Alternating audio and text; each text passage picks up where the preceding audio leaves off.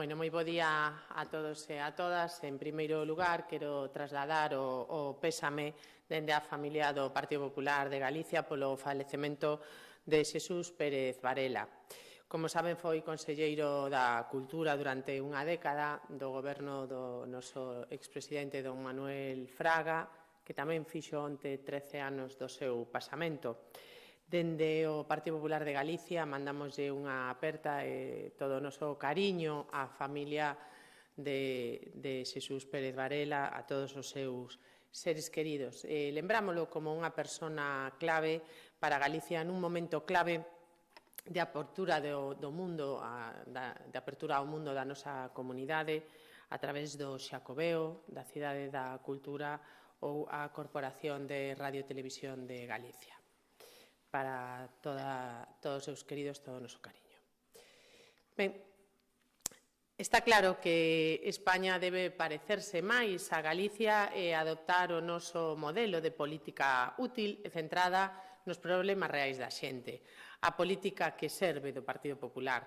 Encontros como o da fin de semana, no que se asinou a Declaración de Asturias, serven para avanzar cara a ese obxectivo. Mentres o Goberno central segue instalado e impulsando un recorte democrático e pensando únicamente en salvarse da súa maraña de corrupción, no Partido Popular falamos do que lle importa á xente, de vivenda, de menos burocracia, de administración, de financiamento autonómico e de gañar competitividade para gañar en crecemento e en salarios. Esta política que serve do Partido Popular contrasta coa política que obstaculiza do Partido Socialista. Unha vez máis, xa perdemos a conta do número de asaltos nos seus combates, o socialismo galego atópase enfrontado. Por unha banda, no debate sobre o seu liderado, porque ten razón Gonzalo Caballero cando di que durante a súa etapa os resultados eran mellores, máis que nada porque Xosé Ramón Gómez Besteiro, que segue sen estar cómodo en Galicia, pois marcou todos os récords negativos. Ao mesmo tempo, os alcaldes das dúas cidades máis poboadas de Galicia tamén levan a cabo o seu propio combate, esta vez, nesta ocasión, pola AP9. Se Abel Caballero fai unha fronte con Pontevedra para pedir a súa gratuidade, pois, aínda que sexa ficticia, porque el sabe perfectamente o que pensa o Goberno de España, pois Inés Rei di que non quere saber nada de frontes comuns. Mentras tanto, os únicos perxudicados son os galegos e galegas que seguen pagando as peaxes máis caras do Estado e agardando pola gratuidade que o Partido Socialista prometeu durante a campaña electoral. Por iso, seguiremos insistindo tanto na transferencia como na gratuidade dunha autoestrada vital para Galicia. A política que obstaculiza é a mesma que aplica en Galicia o Bloque Nacionalista Galego. Esta semana coñecíamos a carta de 3 alcaldes deixando claro que non queren un futuro mellor para os seus veciños. Estamos falando de Melide, Arzúa e Santiso. E fano, ademais, prevaricando, pedindo que os trámites para a instalación de Altri nin sequera se analicen e non sigan adiante. Eu, como dixo onte a conselleira, nunca lle pediría a un alcalde do Partido Popular que prevaricase. E tampouco lle diría que solicitara unha reunión co presidente da Xunta para falar únicamente de conxeturas.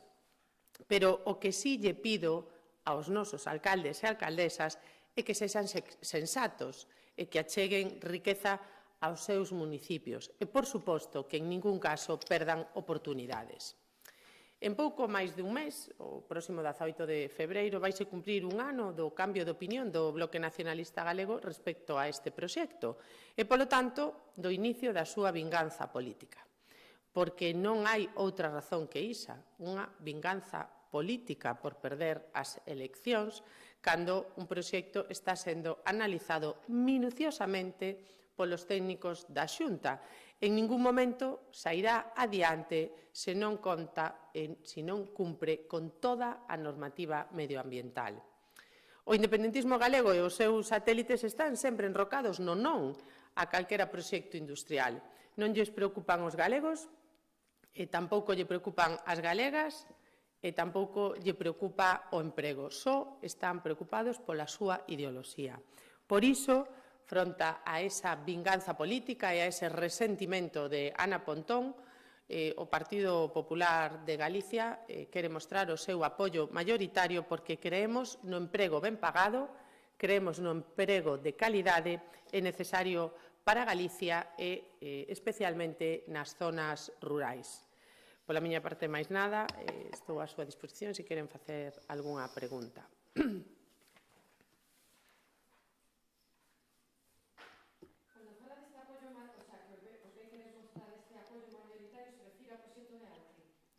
Nos referimos a un apoio maioritario ao emprego de calidade e a proxectos industriais que se instalen en Galicia. Lóxicamente, ten que contar co informes positivos que cumpre a normativa medioambiental. Eso dixemos sempre, é dicir, non hai ningún cambio. Nos apoiamos calquer proxecto industrial que cumpra a normativa medioambiental, que cumpra con medio ambiente e, por suposto, o noso apoio a calquer proxecto industrial que se instale en Galicia, que xere emprego. E o noso apoio, decía, aos alcaldes e alcaldesas que queiran emprego nos seus municipios, que queiran industria nos seus municipios e, por tanto, emprego de calidade e emprego ben pagado, porque iso, ao final, é o que queremos todos, non? A esquerda estamos escoitándolle todos os días falar da precariedade laboral e logo, cando hai industrias que se queren instalar en Galicia, sexa Altri ou sexa calquer outra, non vemos cal é a alternativa industrial da esquerda e do nacionalismo para Galicia. Ou non a teñen, ou se a teñen non a din. Por tanto, o que non se pode estar sempre en contra de calquer proxecto industrial que se queira instalar en Galicia, insisto, incluso antes de coñecer os informes técnicos.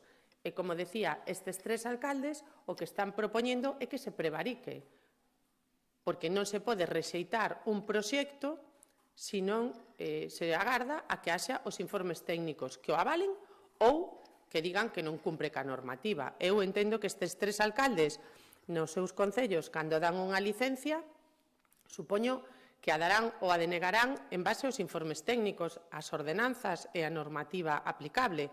Non a darán porque lle guste máis ou menos a empresa que a solicite, o veciño ou veciña que a solicite. Sería moi grave que se desen licencias ou non en función de quen as solicite, non? Pois, insisto, nós non lle podemos pedir a ningún dos nosos alcaldes ou alcaldesas que prevariquen.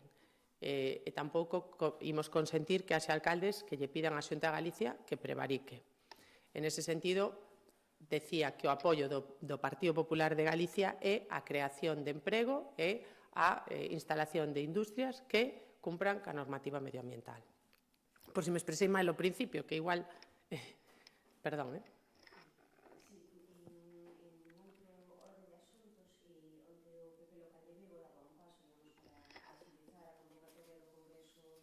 Non sei se desde a dirección, xa será un pouco por cierto que será Luisa Sánchez a que se presente, se creen que este perfil pode ser, digamos, positivo para reforzar a situación do partido en Vigo e poder competir con Caballero. Bueno, Luisa Sánchez é unha política con solvencia e o está demostrando no seu traballo como vicepresidenta da Deputación de Pontevedra.